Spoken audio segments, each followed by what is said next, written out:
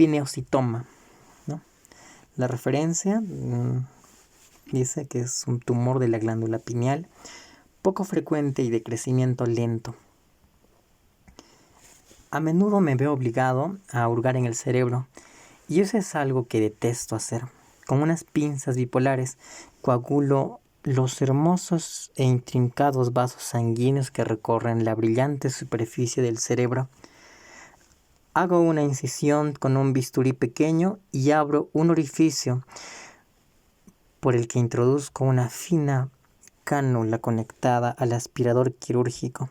El cerebro tiene una consistencia gelatinosa y el aspirador ha acabado siendo la herramienta principal del neurocirujano. Observando a través del microscopio quirúrgico, me abro paso poco a poco por la sustancia blanca de la masa cerebral.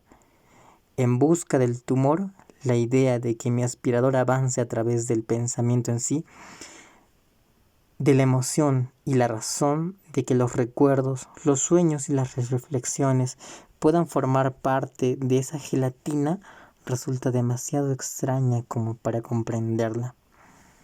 Mis ojos solo ven materia, y sin embargo, sé que si penetro por equivocación donde no debo, en la zona que los neurocirujanos llamamos el cerebro elocuente, cuando acuda a la sala de recuperación después de la cirugía para comprobar mis logros, me encontraré con un paciente con secuelas y discapacitado. La neurocirugía es peligrosa y la tecnología moderna no ha hecho sino reducir el riesgo hasta cierto punto. Para la cirugía cerebral, por ejemplo, suele utilizarse la llamada neuronavegación, una especie de GPS del cerebro. Esta técnica utiliza unas cámaras de infrarrojos que, como satélites en órbita alrededor de la Tierra, enfocan la cabeza del paciente. Las cámaras pueden ver los instrumentos que tengo en las manos, que llevan bolitas fluorescentes sujetas a ellos, y un ordenador conectado a las cámaras que muestra la posición del instrumental que estoy utilizando en ese momento en el cerebro del paciente. Gracias a un escáner realizado justo antes de la cirugía, eso me permite operar con el paciente despierto y con anestesia local e identificar las zonas elocuentes del cerebro estimulándolo con un electrodo. El anestesista hace que el paciente ejecute una serie de tareas sencillas y así podemos ver si causó algún daño a medida que avanza la operación. Si se trata de una cirugía de la médula espinal, más vulnerable incluso que el cerebro, puedo utilizar un método de estimulación eléctrica conocido como potenciales evocados, para que me avise si estoy a punto de provocar una parálisis. Aún así, pese a toda esa tecnología, la neurocirugía sigue siendo peligrosa. Cuando mi instrumental penetra en el cerebro o la médula espinal, son necesarias la destreza y la experiencia, y uno tiene que saber cuándo parar. A menudo incluso es mejor dejar que la enfermedad del paciente siga su curso natural y no operar siquiera. Y luego está la suerte, tanto la buena como la mala. A medida que adquiero más y más experiencia, me doy cuenta de que la suerte es cada vez más importante. Tenía que operar con un tumor de la glándula pineal. En el siglo XVII, el filósofo dualista Descartes defendía que mente y cerebro eran entidades completamente independientes y situó el alma humana en la glándula pineal. Según él, era ahí donde el cerebro material, de alguna forma mágica y misteriosa, se comunicaba con la mente y el alma inmateriales. No sé qué habría dicho de haber podido ver mis pacientes observando su propio cerebro en su monitor de video, como hacen algunos de ellos cuando los opero con anestesia local. Los tumores pineales son muy poco frecuentes. Algunos son benignos y otros malignos. Los primeros no suelen precisar tratamiento. Los malignos, en cambio, acostumbran a tratarse con radioterapia y quimioterapia, y aún así pueden resultar letales. En el pasado se consideraban inoperables, pero con la neurocirugía microscópica moderna las cosas han cambiado. Hoy en día suele planearse la necesidad de operar al menos para obtener una biopsia y confirmar la clase de tumor, y así poder decir el mejor tratamiento para el paciente. La glándula pineal está situada en lo más profundo del cerebro, de modo que la operación constituye, como dicen los cirujanos, todo un reto. Los neurocirujanos solemos observar los escáneres cerebrales que muestran tumores pineales con una mezcla de temor y emoción, como si fuéramos montañeros que contemplan un gran pico que esperamos poder escalar. A aquel paciente en concreto le había resultado duro aceptar que padecía una dolencia muy grave y que ya no tenía control sobre su propia vida. Era director de una empresa de altos vuelos y había creído que a causa de los dolores de cabeza que habían empezado a despertarlo por las noches era el estrés provocado por haber tenido que despedir a muchos de sus empleados tras el crack financiero del 2008. Sin embargo, que tenía un tumor pineal e hidrocefalia aguda. El tumor obstruía la circulación normal del líquido cefalorraquídeo alrededor del cerebro y el fluido atrapado incrementaba la presión en su cráneo. Sin tratamiento, se quedaría ciego y moriría en cuestión de semanas. Mantuve algunas conversaciones difíciles con él en los días previos a la intervención. Le expliqué que los riesgos de la cirugía, que incluían la muerte o un grave derrame cerebral, eran menores, en definitiva, que los de no operarse. Él introducía en su móvil de última generación solo cuando yo le decía, o yo le hacía meticulosamente como si tecleara aquellos largos términos: hidrocefalia, obstructiva, ventriculostomía, endoscopía, pineotomía, pineoblastoma, fuera de algún modo a devolverle el control de la situación y a salvarlo. Su ansiedad combinada con mi sensación de profundo fracaso tras una cirugía que había llevado a cabo una semana antes hacía que me enfrentara con temor a la perspectiva de operarlo. Lo había visto la noche anterior a la intervención. Cuando hablo con mis pacientes la víspera de la cirugía, trato de no hacer demasiado hincapié en los riesgos, pues son aspectos que prefiero discutir con detalle en alguno de los encuentros anteriores. Intento tranquilizarlos y reducir su miedo, aunque eso signifique que aumente mi propia ansiedad. Para mí sería mucho más fácil llevar a cabo una operación difícil si le dijera de antemano al paciente que es terriblemente peligrosa y que hay bastantes probabilidades de que salga mal, ya que entonces, si en efecto no sale bien, quizá la dolorosa responsabilidad de sentirse será un poquito menor.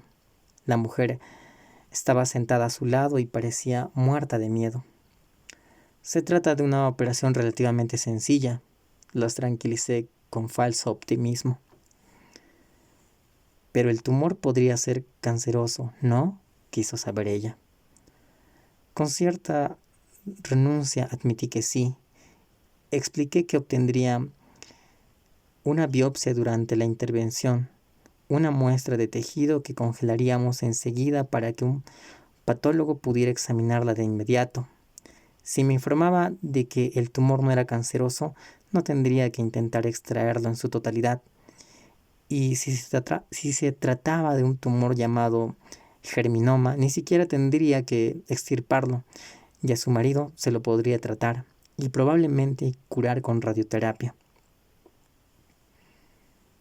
O sea, que si no es cáncer o es un germinoma, la operación es segura, respondió ella, pero dejó la frase en suspenso, vacilante. Titubeé, pues no quería asustarla. Escogí las palabras con cautela. Sí, La intervención es mucho menos peligrosa si no tengo que intentar extirparlo todo. Hablamos un ratito más y luego les di las buenas noches y me fui a mi casa. A primera hora de la mañana siguiente estaba tendido en la cama pensando en la joven que había operado la semana anterior. Tenía un tumor en la médula espinal entre la sexta y séptima vértebras cervicales y, aunque no sé por qué, pues por la cirugía había parecido transcurrir sin incidentes. Despertó de la intervención con todo el costado derecho del cuerpo paralizado. Probablemente me había excedido con la resección y había extirpado una parte demasiado grande del tumor. Había confiado demasiado en mi pericia como cirujano. No había sentido el suficiente temor. Y ahora ansiaba que esa operación, la del tumor pineal, saliera bien, que tuviera un final feliz y que todos acabaran más contentos que unas Pascuas para poder volver a sentirme en paz conmigo mismo. Aún así, sabía que por amargo que fuera mi pesar, y por bien que saliera la intervención del tumor pineal, nada de lo que yo pudiera hacer podría compensar el daño que le había infligido a aquella joven. Cualquier grado de desdicha por mi parte era una nimiedad en comparación con lo que ella y su familia estaban pasando. Y por supuesto, la operación del tumor pineal no iba a salir bien solo porque yo deseara desesperadamente que así fuera o porque la anterior hubiese ido tan mal. El resultado de la cirugía que iba a realizar aquel mismo día, fuera o no maligno el tumor, pudiera extirparlo en su totalidad o lo encontrara tan pegado al cerebro que todo saliera espantosamente mal. No estaba del todo en mis manos. También sabía que, con el tiempo, a pesar que sentía por lo que había hecho a aquella joven, se iría desvaneciendo. El recuerdo de su imagen tendida en una cama del hospital con un brazo y una pierna paralizados dejaría de ser una dolorosa herida para convertirse en una triste cicatriz. La joven se añadiría a la lista de mis desastres, una lápida en este cementerio que, según dijo en cierta ocasión el especialista francés Lorich, todo cirujano lleva en su interior. Aún así, en cuanto a una operación da comienzo, suelo descubrir que cualquier temor morboso de esa clase se esfuma. Cojo el bisturí, yo no de manos del instrumentista, sino, como exige algún protocolo de salud pública, de una bandeja metálica, y rebosante de confianza quirúrgica, hago con él una incisión precisa en el cuero cabelludo del paciente. Cuando la sangre brota de la herida, me invade la emoción de la caza y siento que el control sobre todo lo que ocurre. Y siento el control sobre todo de lo que ocurre. Al menos eso es lo que suele pasar.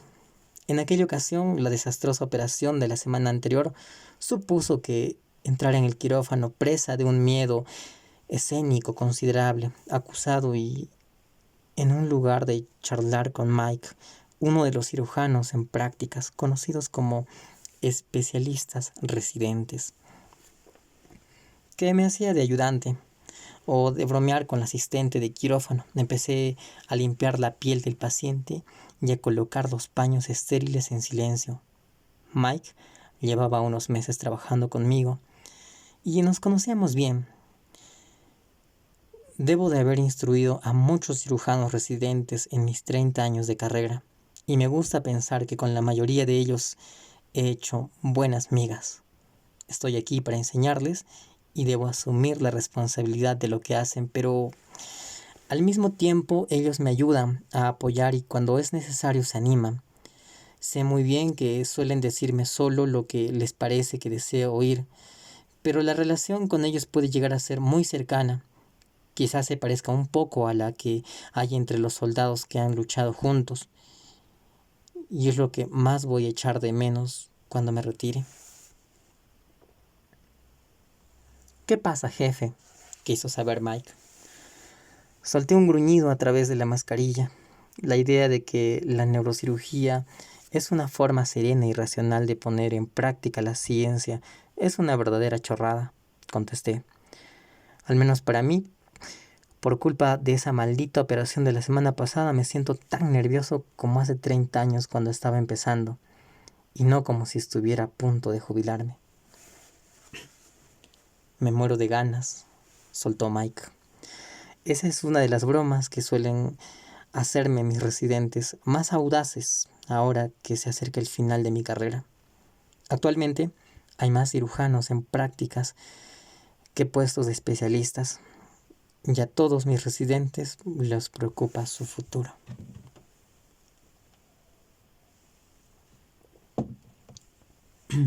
En cualquier caso,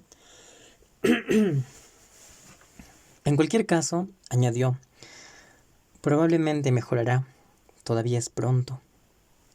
Lo dudo, pero nunca se sabe con certeza. Bueno, supongo que eso es verdad. Hablamos de pie, detrás del paciente, a quien habían incorporado hasta dejarlo prácticamente en posición de sedestación,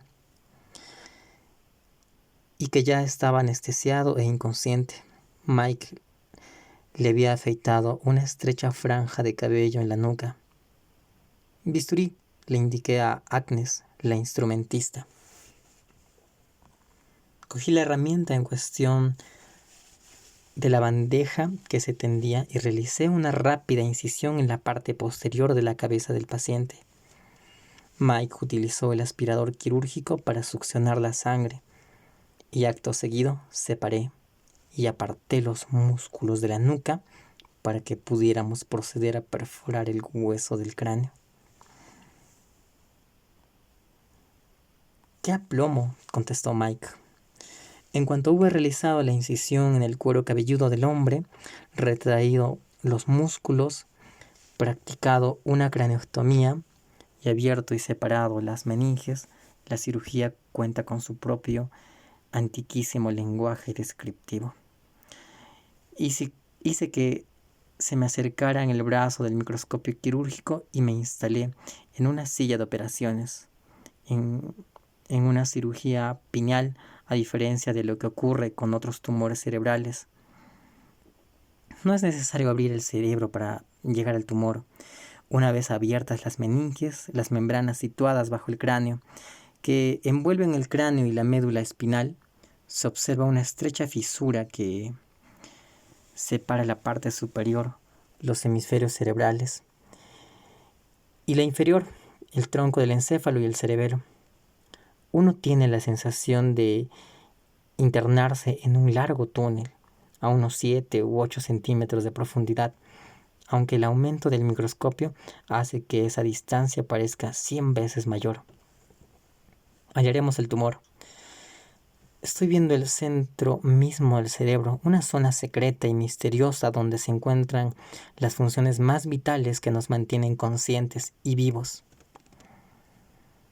Encima, como si fueran los grandes arcos de la bóveda de una catedral, tengo las venas profundas del encéfalo, las cerebrales internas. Más allá, la vena basal de Rosenthal. Y en el punto medio, la vena magna, o gran vena de Galeno, de un azul oscuro y reluciente a la luz del microscopio.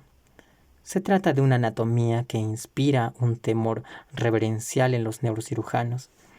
Esas venas llevan enormes cantidades de sangre arterial más allá del cerebro, y dañarlas tendría como resultado la muerte del paciente.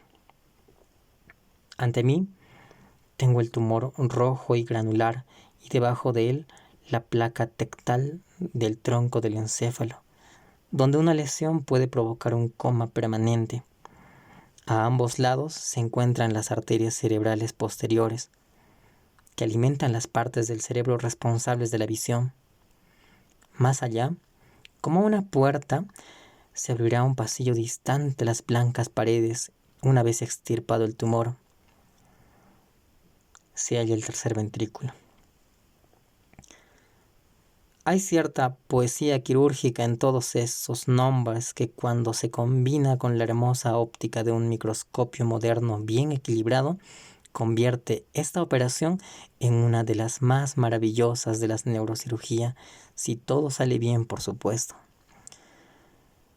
En esta intervención, en mi avance hacia el tumor, se interponían varios vasos sanguíneos que debían cortarse. Y hace falta saber cuáles deben sacrificarse o cuáles no. En ese momento siempre tengo la sensación de que todos mis conocimientos y mi experiencia se esfuman. Cada vez que corto un vaso sanguíneo me estremezco un poco de miedo. Sin embargo, un buen cirujano aprende a aceptar ese desasosiego, ya en una etapa temprana de su carrera, como parte normal de su jornada de trabajo, y a seguir adelante a pesar de todo. Al cabo de 1 hora y media de cirugía ya había llegado al tumor y tomado una muestra diminuta del mismo para enviarla al laboratorio de patología. Me arrellané en la silla de operaciones. Ahora tendremos que esperar, le dije a Mike con un suspiro. Interrumpir una intervención no resulta fácil, así que me desplomé en la silla, nervioso y tenso, ansiado poder continuar. Confiaba en que mi colega, el patólogo, me informara de que el tumor era benigno y operable. Confiaba en que el paciente sobreviviera y en que después de la operación pudiera decirle a su mujer que todo iría bien. Unos 45 minutos después ya no pude soportar más la espera. Empujé la silla hacia atrás para aparcarla a la mesa de operaciones y salí corriendo en busca del teléfono más cercano. Todavía con el traje y los guantes estériles puestos, llamé al laboratorio y exigí hablar con el patólogo. Hubo una breve pausa y luego se puso al teléfono. «¿Qué pasa con mi pieza congelada?», exclamé. «Ah», respondió el patólogo con tono imperturbable. «Sí, claro. Siento el retraso. Estaba en otra parte del edificio». «¿Qué narices es?». Sí, bueno, estoy examinándola ahora mismo». «Vaya, pues sí, parece una pineotomía completamente benigna». «Estupendo, gracias». Olvidándome del patólogo, al instante volví a la mesa de operaciones donde todo el mundo me esperaba. «Adelante, sigamos». Me lavé otra vez. Me encaramé de nuevo en la silla. Coloqué los codos en los brazos de apoyo y volví a centrarme en el tumor. Todos los tumores cerebrales son diferentes. Los hay duros como piedras y blandos como gelatina. Unos están completamente secos y otros supuran sangre hasta tal punto que en ocasiones el paciente puede morir desangrado durante la operación. Algunos se desprenden como guisantes de una vaina. Otros están enraizados en el cerebro y en sus vasos sanguíneos que no hay nada que hacer. A partir de un escáner cerebral, uno no puede saber con certeza cómo se comportará exactamente un tumor hasta que empiece a extirparlo. Aquel hombre tenía un tumor cooperativo y con un buen plano quirúrgico, como decimos los neurocirujanos. En otras palabras, no estaba muy pegado al cerebro. Lo fui extirpando poco a poco, replegándolo sobre sí mismo, desprendiéndolo de la masa que lo rodea. Al cabo de 3 horas, me pareció que había logrado sacarlo casi del todo.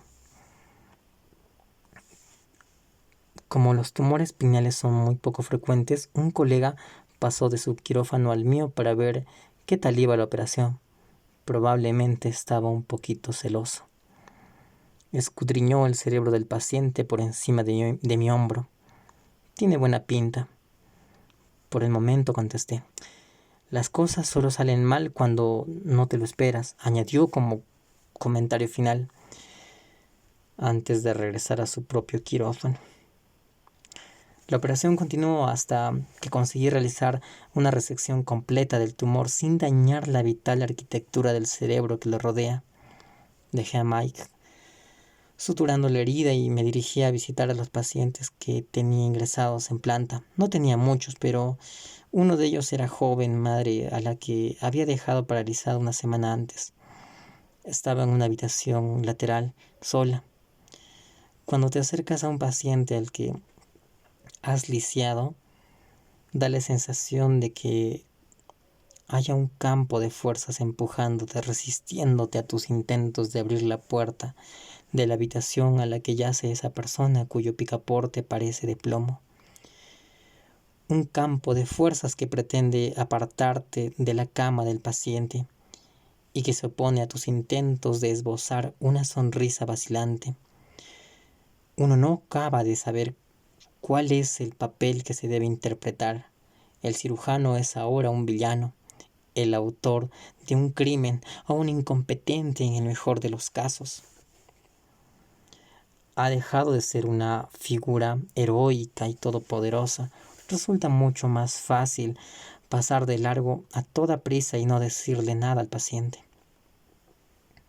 Entré en la habitación y me senté en la silla junto a la cama. ¿Cómo está?, pregunté sin mucha convicción. La mujer me miró, esbozó una mueca y señaló con la mano sana en el brazo derecho paralizado y el brazo derecho paralizado. Luego lo levantó y lo dejó caer sobre la cama, inánime. He visto otros casos similares al de usted, en los que el paciente perdía parte de la movilidad después de la cirugía. Muchos de ellos mejoraron, aunque tardaron meses. Creo que usted mejorará mucho, de verdad. Antes de la operación confiaba plenamente en usted, contestó. ¿Por qué debería hacerlo ahora? No se me ocurrió una respuesta inmediata, y me miré los pies incómodo. Aún así, le creo, añadió ella un instante después, aunque quizá solo por pura compasión.